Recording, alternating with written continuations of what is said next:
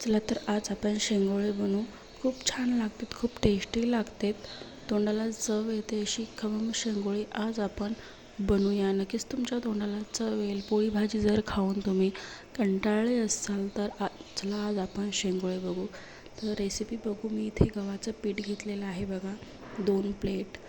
तर 2 प्लेट गव्हाचं पीठ घेतले. 1 प्लेट आपल्याला इथे ज्वारीचं पीठ घ्यायचं आहे बघा अशा प्रकारे. आणि अर्धी प्लेट आपल्याला इथं बेसन घ्यायचं आहे, म्हणजे हरभऱ्याच्या डाळीचं पीठ घ्यायचं आहे. इथे बेसन घेतलेलं आहे बघा मी. अशा प्रकारे आपल्याला 3 पीठ घ्यायचे आहेत.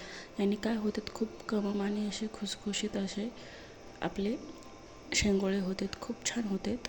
तर यामध्ये तर मी भरपूर कांदा घालत आहे आणि कोथिंबीर घालायचं आहे आपल्याला भरपूर, आणि लसूण घालायचं आहे. त्यामध्ये आपल्याला 2 चम्मच असं लसूण घालायचं आहे. लसणाने खूप छान टेस्ट येते.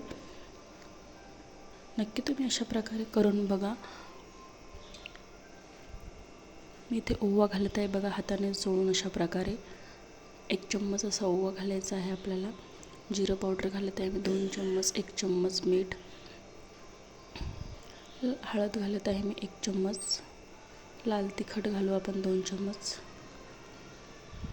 तर सर्व आपल्याला एकजीव करायचं आहे बघा अशा प्रकारे सर्व मिश्रण. तुम्हाला व्हिडिओ आवडला असेल तर लाईक, शेअर, कमेंट, सबस्क्राईब करा चॅनलला. रेसिपी कशी आवडली नक्की सांगा कमेंटद्वारे. असं आपल्याला थोडं थोडं पाणी टाकून चुरून घ्यायचं आहे. जास्त असं पोळीसारखं आपल्याला पीठ करायचं नाही नरम. अशा प्रकारे पीठ चुरून घ्यायचं आहे. जसं तुम्हाला व्हिडिओमध्ये दाखवतो त्याप्रमाणे घट्टसरच ठेवायचं आहे. उन्हाळ्याचं असं काहीतरी नवीन नवीन खाऊ वाटतंय, कंटाळा येतो तो असतो पोळी खाऊन. नक्की अशा प्रकारे तुम्ही बनवून बघा. शेंगोळे खूप छान लागते. असंच आपल्याला कणिक मळून घ्यायचं आहे आणि 4 ते 5 मिनिट आपल्याला साईडला ठेवून द्यायचे. आता इकडे आपण फोडणीची तयारी करू. तोपर्यंत पीठ मळूपर्यंत छान मी इथे तेल टाकलेलं आहे बघा. तेलामध्ये आपल्याला थोडंसं लसूण टाकायचं आहे. याने काय होईल, छान टेस्ट येईल. यामध्ये मी जिरं घातलेलं आहे 1 चम्मच. हळद घालायची, उगी थोडंसं चिमूटभर अशी हळद, चिमूटभर चटणी टाकायची आहे आपल्याला, आणि मीठ टाकायचं आणि कोथिंबीर टाकायचं अशाप्रमाणे बघा.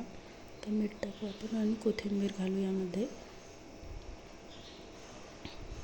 तुम्ही हिंग पण टाकू शकता यामध्ये. मग मी इथे आता पाणी घालणार आहे. 4 ग्लास पाणी टाकलेलं आहे बघा अशा प्रकारे. मीठ टाकले थोडंसं चवीनुसार. मग पिठामध्ये आपल्या चटणी मीठ सर्व आहे, त्यामुळे आपल्याला थोडंसंच, जास्त नाही टाकायचं. मी जिरा पावडर टाकलेलं आहे थोडंसं. आता आपण शेंगोळे करून घेऊ अशा प्रकारे. तुम्ही असे गोल पण करू शकता. आमच्याकडे असेच गोल करतात आणि बरेच जण असे लांब लांब पण करतात बघा. तुम्हाला दाखवते मी. तर दोन्हीपैकी कोणतेही करू शकता अशा प्रकारे, किंवा अशा प्रकारे सुद्धा तुम्ही करू शकता. व्हिडिओ आवडला असेल तर नक्की लाईक करा, सबस्क्राईब करा चॅनलला. तुम्हाला असेच नवीन नवीन व्हिडिओ बघायला मिळतील. साधे सोपे घरगुती बघा असे शेंगोळे आपल्याला करून घ्यायचे आहे. तिकडे पाण्याला उकळी येतोपर्यंत आपल्याला अशा प्रकारे शेंगोळे करून घ्यायचे आहे. 1 उकळी आली की आपल्याला 1 दाणा टाकायचा. असे 2 ते 3 स्टेपमध्ये आपल्याला शेंगोळे करून घ्यायचे आहे. बघा इथे उकळी आलेली आहे. मी इथे थोडेसे झालेले 1 प्लेट शेंगोळे यामध्ये टाकून देत आहे अशा प्रकारे.